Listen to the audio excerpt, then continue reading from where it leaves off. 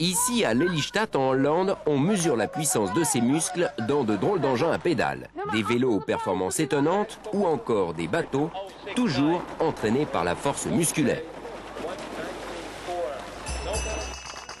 Il faut dire que nous sommes au cœur d'un championnat du monde un peu particulier, celui des engins uniquement entraînés par la force humaine. Première journée, les bateaux, ou du moins les engins flottants. D'emblée, cette pirogue à balancier de l'université suédoise de Göteborg prend la tête. C'est un hydroptère, c'est-à-dire un bateau à hélice muni de patins qui soulève l'embarcation hors de l'eau à partir d'une certaine vitesse. Les frottements avec l'eau sont alors beaucoup plus faibles qu'avec une embarcation classique.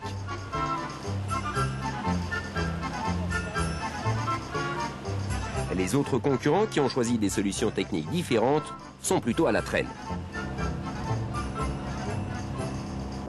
Cette élégante embarcation, baptisée le Beluga, n'est certainement pas la plus rapide, mais c'est de loin la plus simple, puisqu'elle ne comporte aucun mécanisme. Pour la faire avancer, il suffit d'imprimer le poussé sur l'arrière, puis de relâcher. L'astuce, ou plutôt la nageoire, est sous l'eau.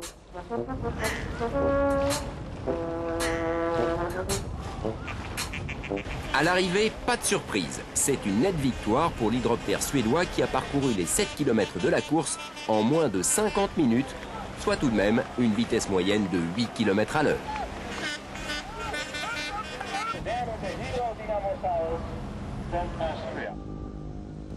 Le lendemain, la compétition continue à terre.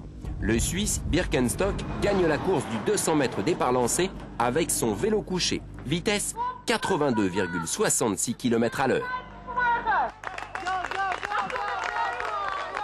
Si le vélo couché est aussi performant, c'est en partie grâce à son carénage. En effet, à 15 km à l'heure sur un vélo classique, environ 30% de la puissance d'un cycliste ne sert qu'à vaincre la résistance de l'air. Et à 50 km à l'heure, le même cycliste dépense 90% de son énergie à déplacer de l'air. Ce pourcentage baisse considérablement avec un carénage qui améliore l'aérodynamisme du vélo. C'est pour cela que les vélos couchés les plus performants sont tous carénés.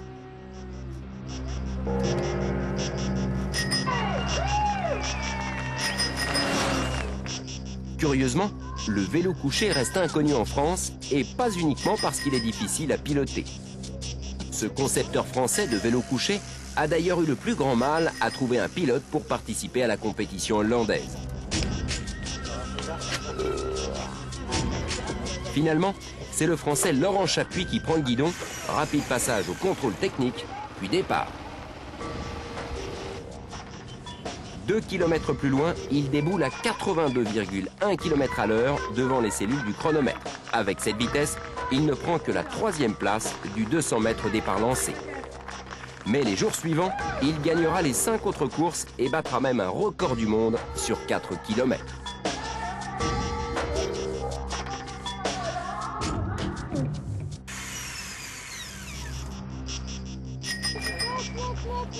Bien sûr, les vélos couchés non carénés sont moins rapides. Mais pilotés par des amateurs, ils dépassent quand même en vitesse les professionnels du vélo classique.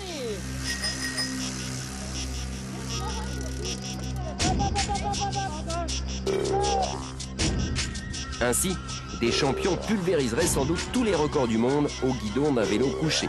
Alors question, à quand le Tour de France en vélo couché ?